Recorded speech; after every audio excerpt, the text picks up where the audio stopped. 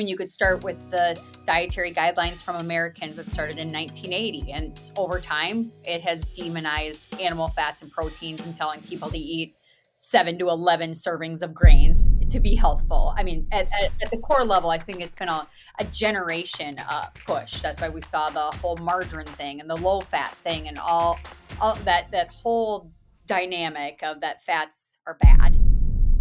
We all should know by now how important it is to get in enough protein. I talk about this all the time. An excellent way to add in some additional animal-based protein with a full amino acid profile is with Equip Prime Protein. This is the one I love. This is the one I recommend. Every scoop has 4 ounces of super collagenous grass-fed beef.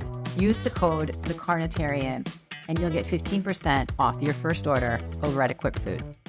Hey, everybody. So today I am so pleased. We have Amanda Radke with us. Did you know she's an 11-year carnivore? She is an agricultural speaker.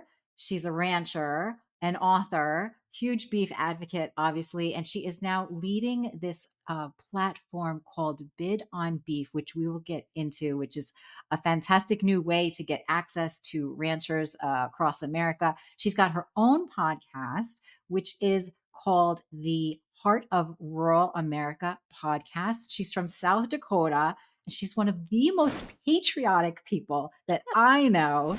Amanda Radke, thank you so much for coming on the channel. I'm so happy you're here. Welcome. Well, thanks for having me. You said South Dakota, and it sounded like you had a South Dakota accent even when you said it, so I liked it. So South Dakota. yeah, I get made fun of that a lot, if you could imagine. So I heard it just a tick in your voice there when you said Well, I it. feel like it should be said properly. So there you have it. That's right. Well, So thank you so much. yeah, I'm excited to connect with you after, I don't know, all these years of following you on social media. And yeah, our worlds have kind of collided here recently. So this is going to be fun.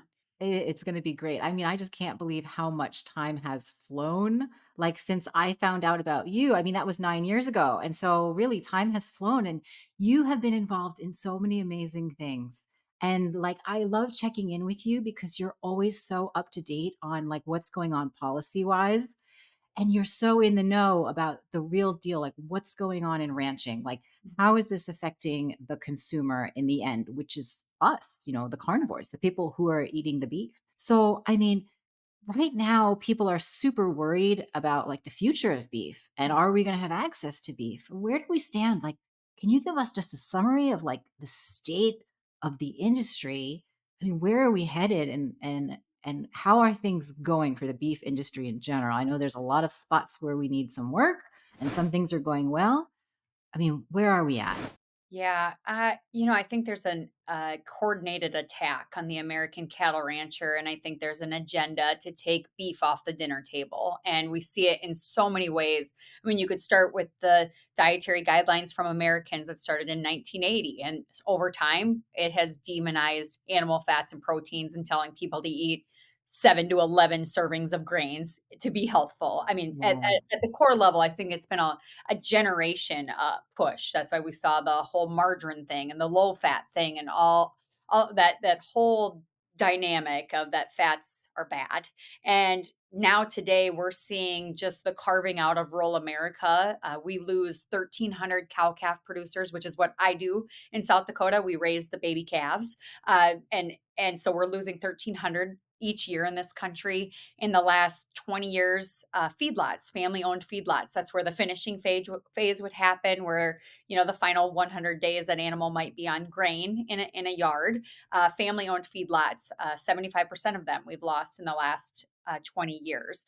Meanwhile, there's 4 major packers in this country. They'd be like Cargill, Tyson, JBS, that control 85% of the beef supply. 2 of those packers are foreign owned, and like JBS as an example, they're criminals in their home country of Brazil, and yet they're allowed to capitalize and monopolize on that much of our beef supply. And at the end of the day, we're seeing ranchers going out of business. We're seeing beef prices really sky high in the grocery store during the pandemic, we saw bare shelves where it's like we're still raising the beef, but yet people in big cities weren't able to buy beef at the big box stores. And then I saw articles that were going out during that time saying like beef will only be for the affluent one day, and they blamed the pandemic on beef cattle. And now fast forward to today, we're seeing an attack on our private property rights, our ability to graze on the land through Biden's 30 by 30 initiative to take producers off the land and just leave it left alone, using things like national monument designations as an example to take 100-year leases for ranchers and not allow them to run their cattle anymore. And so we're seeing all these things happening to take producers off the land or control them. And probably what's coming out most rapidly right now is there's a mandate coming out in November that will require every producer in the country to put an electronic ear tag in their cows, which is essentially just tracking them and controlling. So it won't be far down the line. Well, we'll be like Europe, where they're taxing the cows for carbon emissions, and because they have that ear tag, they can measure it. On the flip side, then we have cattle coming from foreign countries with diseases like foot and mouth disease coming into our country, flooding the market, and the American cattle rancher just is getting pushed out and not getting paid for what they do. So I guess, and I could go on and on. I mean, that's just the tip of the iceberg of the attacks on the American cattle rancher. But I'm really grateful that consumers like you are starting to wake up and say, like, hey, what's going on here? I want access to beef. Do I know a farmer or rancher? And that's kind of led me to my new project with like Bit on Beef and trying to get as direct to consumers as we possibly can to kind of cut out that middleman that's taking such a big chunk and help producers get in front of an audience that they want to serve. Because and that's what inspired my podcast, The Heart of Rural America. Is there's so few of us in rural America, and I think if people just had the chance to meet us, they would see we're not as bad as what the news portrays. Right. I mean, that's incredible. That is just a very long list of obstacles that ranchers need to overcome in order to keep doing what they are trying so hard to do. Right. Mhm, Like ranchers feed us, they basically allow us to live these healthy lives. And it seems like at every turn, they are being forced into some corner that they've got to sort of like climb out of. mhm. I mean, it seems to me that it would be impossible for ranchers to sustain this level of fighting, basically, this constant struggle with policy. Yep. And so you're seeing, you said 1,300 ranches a year we lose. I mean, Mhm. these are ranches that have been in families and now they're not being passed down. They're being what, taken over? They're just being left. Are the taxes too high to hand them down? What's the reason for us losing? Are the daughters and sons of the ranchers just too exhausted to keep going with the fight? Well, it's a very labor intensive life. It's not like farming. Ranching is very hands-on. It's not automated. I mean, I'm in South Dakota. We get baby calves in the winter. Those baby calves have to be in the barn and taken, otherwise they freeze to death. I mean, it's a very hands-on labor intensive work that a lot of people don't want to do anymore. But more than that, there's competing interests for the land. So whether it's development, new housing projects, conservation programs that pay producers to take that land out of production, basically produce nothing. There's this notion that if cows are on the land, there isn't wildlife habitat, but yet I can go out to my cattle pastures and see butterflies and bees and fox and rabbits and deer and coyotes. I mean, there's an abundance of wildlife that live on the prairie where my cattle graze, so they can be in total concert with each other. And yet there is that mentality that cows are bad, take them off the land, and then nature will do better. But yet, every time a cow grazes, she reduces the spread of wildfires because she's removing brush and promoting new plants to grow. She's naturally fertilizing it with her manure. She's upcycling, grass. You can't eat it, but she's eating it and she's converting it into the most nutrient rich product food in the world. And she's also providing us with 100 plus byproducts, like everything from the makeup we wear to our deodorants to even stearic acid in our tires of the vehicles we drive. I mean, cattle impact our lives in so many different ways, and yet they've been demonized. And so Yeah, it's a challenge, and so, when you see these competing interests, the land prices are crazy, and it becomes very hard to justify keeping cattle on the land and keeping those ranches profitable and able to actually make a living doing it. It seems like such a shame. And you mentioned like the four big packers that really have got control over the majority of our beef in the supermarket. Now, I often advocate for people to go buy the beef in the supermarket Mhm. because without the supermarket market, there are those small ranchers that would not have a way to get their beef sold, right? Because they don't go direct to consumer. Right. So, what is the solution? I mean, I say if you support beef at all, you're supporting a local rancher. I mean, every ranch is local to somebody. But Mhm. what is the solution to really help the rancher and the farmer in the best way? Because right now they are sort of under the thumb of the four big packers. The policy makes it so that they're unable to like financially get out under that grip. How can we help the ranchers now so that they can get out from under that hold? Right.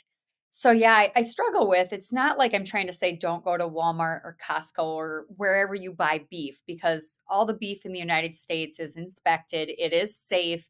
Buy the beef that you like and that you can afford. And as carnivores, right, we eat a lot of it. So it's got to be economical. It's got to be sustainable in that way. So I don't want to make anybody feel bad or guilty about going and buying the beef that they can afford at the grocery store. It's convenient, it's safe, it's still nutritious.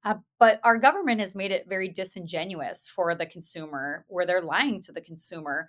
Based on the laws we have now, beef can come in from somewhere else, it can be imported. And as long as it's packaged here in the United States, they can say it's made in the USA, a product of the USA. And so you really don't know what you're getting. And I'm not saying it's bad. I'm not saying people in Uruguay or Brazil or whatever are doing a bad job. I'm just saying if we look at the trend of what's happening to the American cattle rancher, they can't compete with other countries that can do it cheaper with fewer regulations that can just, bring it into here and they get the marketing arm of the American government too. So how do you support a rancher? I mean, I think it's the same thing we're trying to do from a rancher's perspective. We want to get as close to you as we possibly can. Likewise, there's so many like where you're at on the coast, there's a farm within every few miles that you can drive into their driveway. You can pick up beef anytime. It gets a little trickier where I live in South Dakota. The cows outnumber people 4-1, and there's lots of cows here and not many people to sell to. And so that's where, being able to ship across the country is so cool as well. But I would say ask questions, look at the values that you have, whether it's environmental, animal welfare, maybe a taste preference. Maybe you want grass fed or organic or grain fed. I always tell people there is a rancher to meet the needs of whatever you're looking for. And so if I don't raise the type of beef that you want to buy, that's great. I could probably recommend 10 other people that would be happy to provide you the beef that you're looking for. Awesome. I have just placed an order through Bid on Beef, your new platform, which Yeah. is so cool. I would love if you would talk about that because I was able to source beef from a ranch in New Mexico that now you were saying this ranch has never had access to the end consumer before this platform. I mean, that's exciting to Yeah. be able to bypass the middleman for them to be able to get more of the value of the beef up front rather than having to take that low first sale price and then it gets marked up and then it gets marked up and then finally somebody buys it at a much Right. higher price. They get more of the dollar and I get access to this beef that I'm so excited about it. The one that I bought is called ribeye burger. It's ground beef, ground from, and correct me if I'm wrong, ground from every cut in the cow, which includes the ribeye, the strip, the fillet, from Reverse our rocking our ranch. Reverse Rocking Our Yeah. Ranch. I'm so excited to try it. It just came in yesterday. Um, so tell us about this bid on beef because I feel like that's such a great way to get to decide, really what kind of beef you like, how Mhm. much you want to pay for it, and to support a rancher who has never before had access to the consumer. That's the most exciting part for me. Yeah. So basically, since the beginning of our nation's history, ranchers have done business through auctions where you take your cattle to an auction ring, and there's an auctioneer there calling the bids, and the buyers in the stands, they bid and tell the rancher, this is what I think that bull or heifer is worth. And so that's what we do on the cattle side every year. That's how we sell our heifers and bulls. And so we're taking that concept to beef, where the Bid on Beef platform, it's an auction platform, and we're vetting different ranches from all across the country. So all my family will have our first bulls or beef sale in February on the platform. And so folks can go on, they register, you get your first $25 to participate in the auction just for registering. You pick the ranch you like, you pick the cuts that you want, and then you ultimately get to pick the price. And we've had auctions where it goes wildly crazy, and I've had some carnivore friends being like, "Well, I can't participate on that. I won't be able to afford it." But yet I tell people a savvy shopper watching the auctions might be able to find that one lot or that one sale where people aren't paying attention and it's under the money. And like, I know you got a great deal on the Oh, beef that's compared such a to good what they're deal. able to sell it normally. So like, I'm so happy that you were able to get that beef. And when they saw your Instagram review, I was texting the family last night. They were so excited because they're like, "We can't believe these people from across the country are like going to get to taste our beef. Like this is what their family eats at home and they love it." And it's the cattle were born, raised, fed, processed, packaged, everything right there, basically in the middle of nowhere in rural New Mexico on the desert, right where it's grasslands there, but it's right at the edge of the Rocky Mountains. Beautiful ranch. And yeah, a family that loves what they do and are passionate about cattle and beef and family. And they were able to ship it across America through this platform just by putting it out there and saying, you tell us what it's worth. You tell us what you want to pay. So I don't know how you felt about the experience, and I but loved it. we're grateful to have you on board to try it out. I loved it, and I'm absolutely happy to promote it more because, I mean, what a fun thing. First of all, the whole auction platform, I mean, who doesn't love an auction? It's so fun, all right? Like, everybody loves bidding on stuff and, "Oh, am I gonna win?" And I actually got outbid, and I was kinda bummed, and I was like, "Wait, that doesn't mean anything. I'm going back in." Yeah. And I found another lot, like you said, I looked at the different lots, and I found another lot that hadn't gotten high, and I was like, "Well, let's try it again. I'm just gonna try it again." And then I got the email that I won the lot, and I was like, "This is fantastic. I can't wait." And it shipped. It just came it was perfect. Emily has been so sweet, so I'm really excited to try the beef. I know it's gonna be delicious. I think it's a great thing. I think everybody should go sign up for Bid on Beef. Obviously, I'm not affiliated, but Amanda is. But I mean, so far, nothing but good things to say about it. I think it's fantastic. And just to know, that the beef is actually from an American rancher, right? Like, I always tell people, like, yes, buy at the supermarket, but do yourself the favor of, really checking out where the sourcing is from, because if you're, some supermarkets, you can go in and read where they source their beef from, and Mhm. others you can't. Right. So if you're buying ground beef, typically that's where it's most suspicious. And so I say, well, if you want to know with the highest probability that it's an American cut, you get a whole cut, right? Don't necessarily go for the ground beef. But this way, the ground beef is absolutely from sweet local Yeah. American family. Like, fantastic. It makes me so happy that there are so many people who have, like, ethical concerns about eating beef and about the treatment of the cows. And especially when you say, that final stage, that feedlot portion, people seem to be very happy with, like, the calf cow situation, and then there's the stalker, the backgrounder. They're okay with that. But then when you say the word feedlot, they lose their minds and they say, no, this now it's all of a sudden terrible beef. It is not healthy anymore. So, can you also just give us a little insight into that? Because the word feedlot is such a trigger for some people. They say things like confined animal feeding operation, which I don't think is the actual, I don't think those are the actual words. I think it's more You're right. Yeah. Yeah. concentrated, right? And then There you people go. change that to confined. So, can you tell us what the reality is of feedlots so people don't feel so bad about having grain finished beef? Right. Yeah. So, I would not say that big is bad necessarily. I think that's what people see. They picture this like big, never-ending feedlot and all the cattle are crammed in. I think it's important to understand animal behaviors. So even if cattle are in a pasture or if they're in a lot being fed grain, cattle naturally like bunch up. So right now with it's hot, the flies are out, you would think you would like go all by yourself so you could swat your own tail and you could be cool and you wouldn't be by the group. But cattle do the opposite. They group up really tight. They'll go to like the corner of a fence and like all on top of each other and their tails get switching. They're keeping the flies off their backs collectively. And for some reason, even on a hot day, they cram up. So I think in those, like if people have seen documentaries of feedlots and they've seen cattle, like it looks like they're crowded and that kind of thing. They have great footage of space where they can roam around, they can move, but cattle are just naturally social critters. So that's what they do. So I would number one, I would say I would very strongly warn against getting caught up too much in like the documentary dramas of things. Like I've seen firsthand where these activist groups will get themselves employment on a farm, a ranch, a feedlot, a dairy, and they purposely will enact some form of abuse, record it for maximum drama, and then put it in their documentaries. And like I know the people it's happened to. In fact, I was kind of pushing back on some of these political issues is maybe 5, 6 years ago. And there was an activist group that was flying a drone over my ranch. And I don't know what kind of footage they got. I'm not embarrassed of anything we do, but I know with the right lighting, the right sound effects, and the right storyline, they could make me look like the worst person on planet Earth, even though this is a family farm and ranch.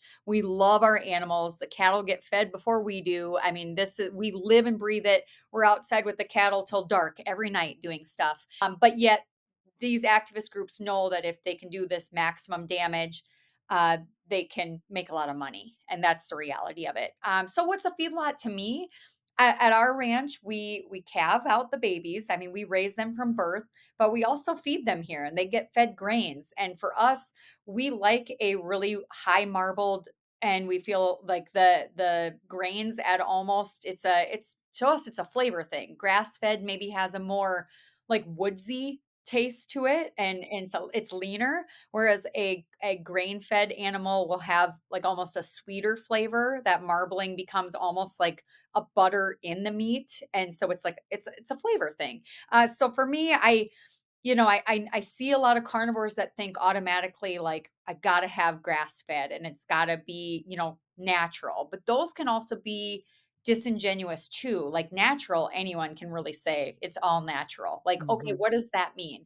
And then grass fed, a lot of people don't know that grass fed beef are also fed in feedlots because grass doesn't always grow year round. And so they picture, oh, it means the cattle are just free range and grazing all the time. No, we put up hay bales, we cut the grass, we dry it out, we roll it into a bale, and we feed it during the winter months when everything is dead in the winter. I mean, there's no other way to do it. And so a grass fed animal could very likely be fed every day in a lot, in a pen with dirt on, just like if they were getting fed grains. Mm. I think people don't realize that, and it's interesting because we sometimes will talk about that we understand that not all ranches have the same type of land, and not all land is that, evergreen pasture that, picture of a cow on grass all year round. And there are some places like that down south, the south part of America, where you can graze year round, but that's not the majority of the land. And so a lot of times I think when people are looking for that grass finished, they're actually doing themselves a disservice because they're getting imported beef. Like then at that point, they're not even supporting the American rancher. Yep, it likely from Australia or Brazil, Argentina, that countries where they don't have access to grains too. And I know there's going to be like grass-fed farmers that might hear this and get mad at me, but it's just the reality. But even just if you could compare how I run cattle in South Dakota, our growing season is May to September, basically. By October, we could have snow on the ground. And Mm. so a lot of our work is concentrated very squarely on this very short growing window of how much feed grass bales, alfalfa bales, also harvesting corn and other forage grains. How much of that can we stockpile for the rest of the year where everything is cold and dead? So we graze a lot of forage grasses like Sudan grass. If people want to look that up, it's like really tall grass that the cattle will graze. But then we also go up and bale it up, and then we'll use that as like bedding for them to lay on during the winter months. Now, the Earl family, Reverse Rock and R in New Mexico, they don't get any rain ever. It is an absolute barren desert. And so they have to truck in hay from all the way to Kansas, from Kansas sometimes to get enough feed. Those cattle, yeah, I mean, everything's brown and dead. And yet cows are so amazing because they can be matched to any environment they're in and thrive. And so that's the cool thing about the beef cattle industry that's different than like hogs or poultry is that anywhere in the country, pigs and chickens are raised exactly the same way in a barn. It's Mm. all the same no matter where you go. But in the cattle business, I mean, you could be in New York or North Carolina or California, and the ranch might look totally different. And that's what I think keeps us independent instead of centrally controlled. But that also goes back to what I was saying. There is a rancher for you if you're looking for something Right. very specific, and they're out there because we all kind of do our own thing to match the feed, the environment, the challenges that we have with the land. It's a cool thing and also the hard thing about being in the beef business. It is very cool, and it really does change the flavor profile, like the feed that you're giving the cow. I have tasted beef that tastes so dramatically different than, another cut of beef, and it's the same cut, but it's just what that cow is raised on, the land that they're on. It's almost like grapes, right? And like wine and like, Yeah, the regional taste variances of the animal, it can be so different. So yeah, there's a rancher for everyone and just try absolutely. around. Yeah, that's the That's hard really fantastic. hard part of Bit on Beef is I get to sample steaks from all across the country as we interview these ranchers. So it's a tough work perk, let me tell you, to have to taste test all these ribeyes. That's fantastic. So you are still doing the carnivore thing. I mean, Mhm. can you talk a little bit about what led you to that? Because 11 years is a very long time. How did you get started in this? And why do you maintain it? I mean, obviously you're surrounded by beef, but why do you maintain a carnivore life? And why did you get started?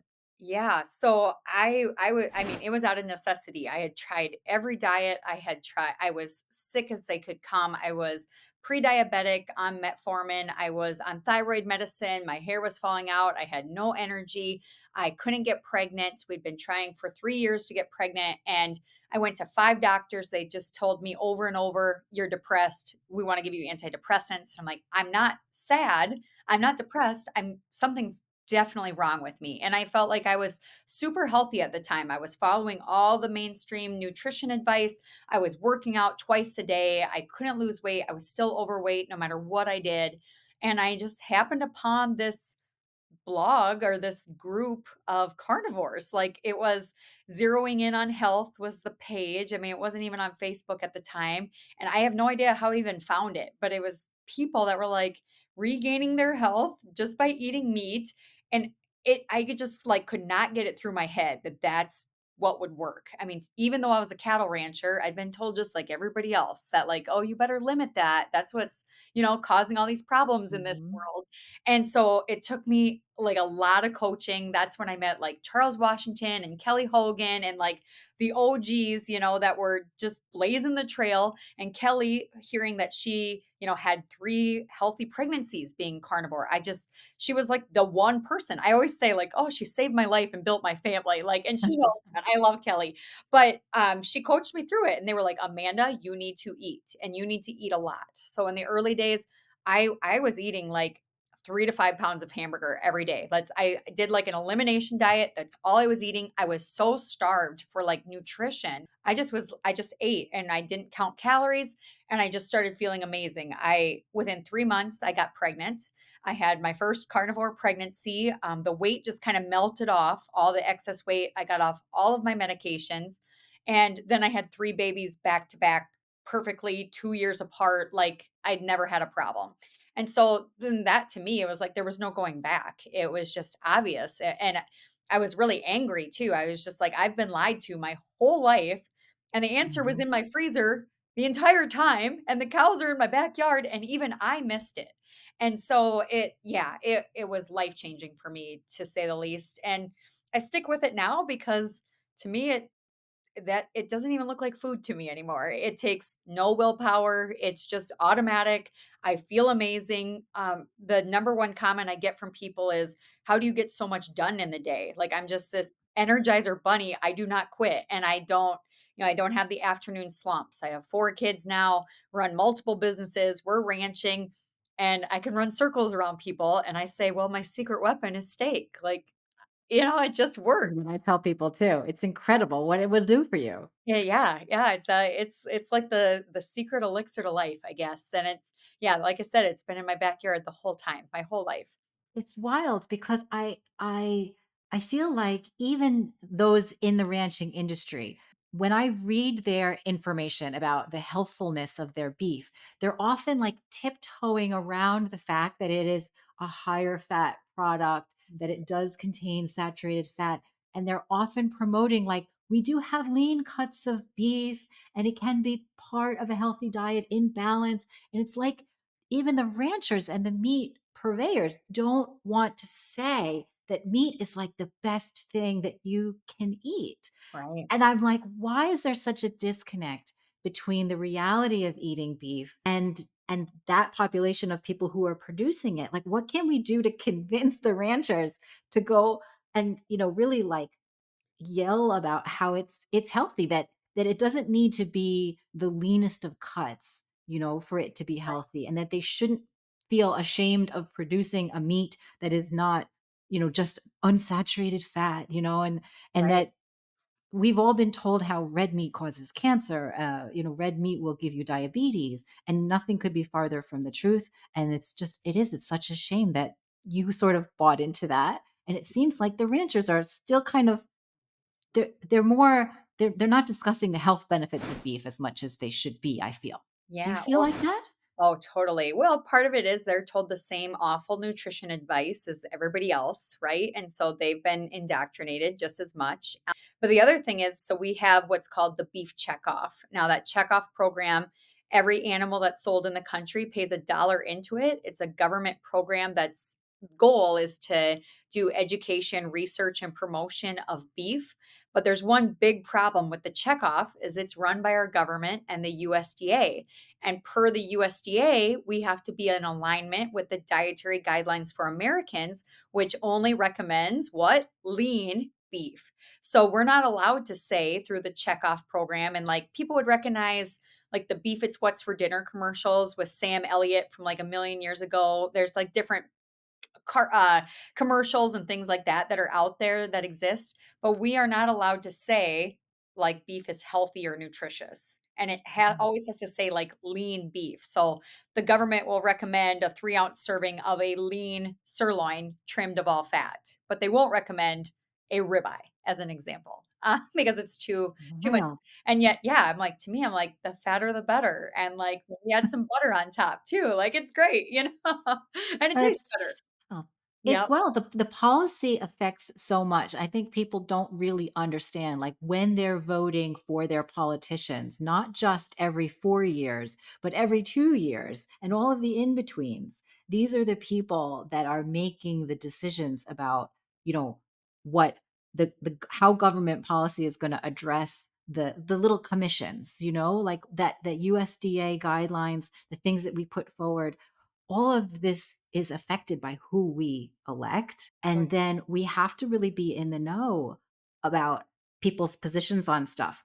mhm. Because if not, this bad advice just keeps going on and on. I Yeah. mean, It's why s- in school lunches, they only serve skim milk instead of whole milk, because of policies and politicians. Nina Teicholz that wrote The Big Fat Surprise, she was kind of a whistleblower on this, that the dietary guidelines for Americans are updated every 5 years, and she figured out that the majority of the people making the decisions had a conflict of interest with, like, lobbyist groups, Nestle, or like different entities that want to push policy in one way or another. And why is that? Well, they either are driven by climate change stuff or animal rights activists, or and at the base level, they know whatever the food policy is in this country, it impacts schools and daycares and nursing homes and hospitals and the military.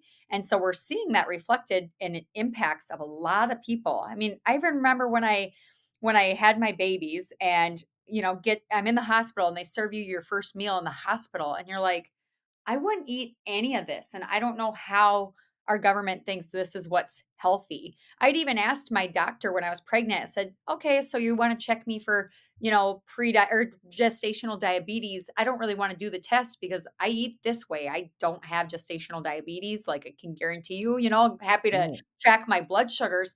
And I said, "But if I do have gestational diabetes, what would you have me eat?" And he gave me the sample packet of, like, what my diet should be, and it was, like, cereal and toast and orange juice, and I that's when I was like, "Wow, my doctor's a total idiot." I'm like, "That's not how." I wanted to be like, "Well, actually, I was pre-diabetic, and you know how I got off, metformin and, stabilized my life? I ate exactly the opposite of what you're telling me I should eat in order to have a diabetic-friendly diet." So, the unfortunate reality is our health system is corrupted by these policies too. I don't think they get really great nutritional advice or training when they're in medical school. And so that's why I think it's so awesome to see people like you championing this diet and telling people the story of it because I mean it's just I don't know. It's like anything in government almost now to the point where I'm like, well, if they tell me to do one thing, I'm probably going to do the opposite. Do that. Yeah, but my diet is like a great example of exactly that. Like, yeah, the fruit is in just changing my life around completely by ignoring their advice. It's incredible, and that's what we have to do, and then, you get all of these people say, "Well, you're just a conspiracy theorist," or "You're the exception to the rule," or, "I could never live that way, and I trust my doctor," but meanwhile, our doctors are being paid off by pharmaceutical industry and the food industry, and all of our policies are sort of, like you said, entangled, and there's so many conflicts of interest between those committees and the the cereal industries, I know, like, every big food thing, anyway, so it's problematic. So I would be so happy to see ranchers, being able to promote. It's interesting that you say that they're not allowed to say that meat is healthy, yet we allow commercials for cereals for children on TV that have tons of chemicals and pesticides and artificial colors and flavors, and that's absolutely allowed and promoted, but the good stuff is not. It's really so sad. And that's why I think I'm so passionate about the bid on beef thing and going direct to the people we want to serve is because we don't have to be beholden to any system. We don't have to be beholden to, the government anything. It's just independent producers using capitalism in a free will, free trade situation where it's like, "Hey, this is what I have. I would love to build a relationship with someone that would like this beef that we raise. You tell us what it's worth and, we'd love to be in partnership with the people that are buying our beef." I'm so excited about it. You know what I wanted to ask you about? Because, I've got a carnivore audience, and I think a Yeah. lot of the audience has these dreams of one day, like moving out of their suburb, buying some land, getting some cows, having a ranch, selling beef. How feasible is that for an average person, like myself, who's like a suburban kind of a person? Are we in the sort of climate where that's possible? Like, or is it impossible considering all of the policy that somebody would have to fight against to do that, to start fresh and start their own little ranch? Can Yeah. people do it?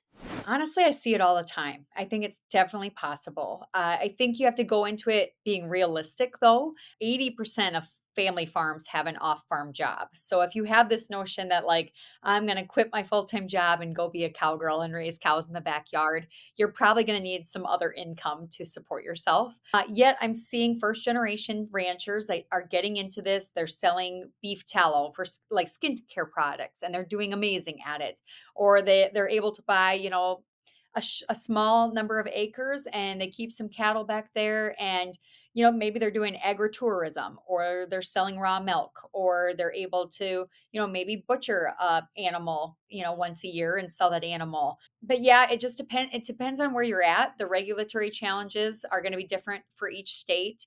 It also depends on how much grass you need. And so where I'm at, I don't need as many acres to graze as where like reverse rocking are. They need more acres per cow just because there's not enough grass. And Mm. so you have to be realistic there that, very likely you might end up having a feedlot where you might have not enough acres to have your cows graze all the time, but you could feed them a bucket of grain and a bale of hay in your backyard too. And so, yeah, it's logistically it's a hard thing, but ranching is a hard thing. And so It is. I I wouldn't mean, I can't imagine doing it.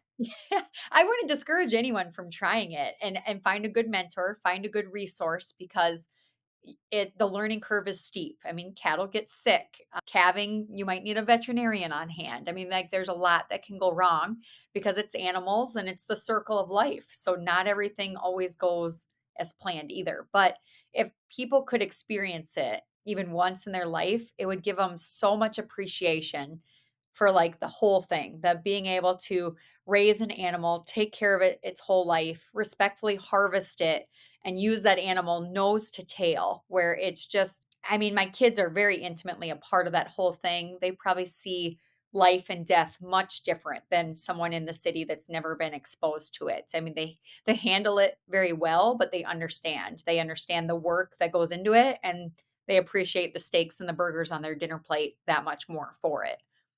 That's incredible. I mean, it's great. It's like being so close to your food supply, I feel like is something that people just miss out on completely. And, some people have absolutely no idea where their food comes from. And then it leads to this sort of disconnect about what real food is.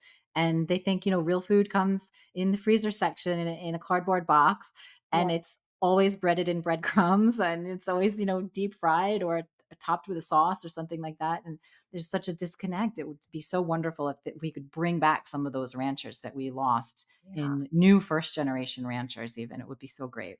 Right. I think we can. I think, and I guess if there's one thing I wish people really knew about ranchers, it's like I've been in this thing for 36 years, and it doesn't matter how many calves I see or how many cattle we feed. If we lose an animal, it's as heartbreaking today as when I had to experience it when I was 6 years old. So we just had some major flooding in South Dakota.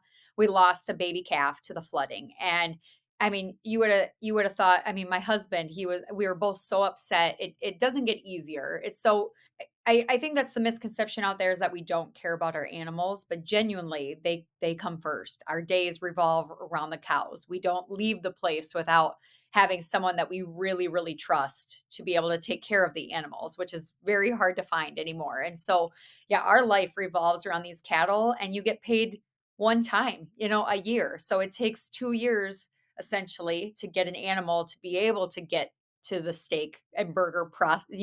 And so it's a long labor of love, 365 days a year to get from point A to point B. I mean, I am so thankful for people like you, and every opportunity I get. Whenever I get a message from a rancher or anybody who's in the business, I say, thank you so much for doing the hard work for us, because it's so easy for me to just sit back, grill a steak. All of the work that goes into producing that steak is sometimes like taken for granted. And I never want to take it for granted. Thank you so much Well, for you don't doing the hard part. feel I feel the same way about you. It's like we don't get to exist without people that buy our beef. So it's a humbling thing when someone like you that got onto our platform and said, "Hey, I'll take a shot at this," and like gave us a chance to tell our story, share our products, like all of those things. It really means a lot to us, and it's exciting. Like it's like Christmas Day when you see people from across the country that are like they believe in you, they trust in you, and we do it. We don't do it for the thanks. We're not like, I don't know.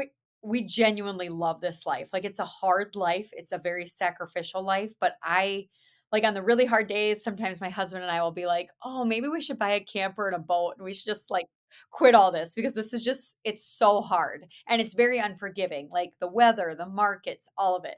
But yet it's in our blood. It's what we love to do. And honestly, I think we'd be so bored without cows in our life. So it's yeah, but this is fun to me. Like two worlds colliding, the carnivore world and my cattle world. It's just very fun and cool. And I will say we have a carnivore meetup planned here on August 24th in LaSalle, Illinois. Karen smiles. Do you follow Karen? Yes, I love Karen. Karen is just the best. Yes, she is. So she organized one last year, and I had a cattle sale in Illinois, and she's like, "I want you to come to a meetup." And I'm like, "I've been a carnivore for 10 years. I've never gone to a meetup." So I was so jacked, and I brought Tyler, this Texas cowboy, with me to go meet all these carnivores. And at that he's like, "Are you carnivore?" I was like, "Yeah, I'm like, don't think I'm weird, but yeah, gonna go meet some of my online friends." But it was so fun. And then the carnivores all came out to our cattle sale and they got to like take selfies with the cows and see how the cattle were sold. But so now this year, we're creating the meetup actually at our cattle sale. And so people can come out to the farm, they can meet the ranchers there, they can see the cattle, and we're doing a beef auction right there on the farm. So people can literally bring their coolers, come and bid on beef, and take that beef home with them that day if they'd like. Wow, that's fantastic. I'm going to link to that so people can get hooked up to go to that. That sounds amazing. I've never Yes. been to a sale like that. I Yeah. might try and get in on that. So some of the cattle sell for pretty high. And so I remember Karen looking at me and she was like all wide eyed, just like, did they really just pay that much for a cow? And I'm like, yes, Karen. So Oh it my was super gosh. fun to have the worlds collide and be like, this is how I live. This is our life. So lots of fun. That's very cool. Oh, that's so much fun. Amanda, thank you so much for coming and spending time with me like this. I loved talking to you. I love discussing all the policy stuff with you, all the ranching stuff with you, the realities of what's going on. I appreciate you so much. And I appreciate your taking the time. Thank you. Where can Well, people find you and find out more about what you're doing? sure. So they can find me on Facebook, Instagram, TikTok, X, all just my name. I also have a website, amandaradke.com. And then the new platform to buy beef is bidonbeef.com. The first 25 bucks is on us when you register with an account. So we invite you to come and bid and see if you can find some sweet deals on some great beef. Awesome. Thank you. Yeah, I totally took advantage of that $25 credit because it Yeah, pays for the shipping. It was I like know. amazing. You're good. Fantastic. Yeah. Oh, it was so great. Like, well, again, thank you so much. And I hope to chat with you again soon. And maybe I'll see you in August at the meetup. Yes, I would love for you to be there. Very cool. All right. Thanks. Thank you. See you later.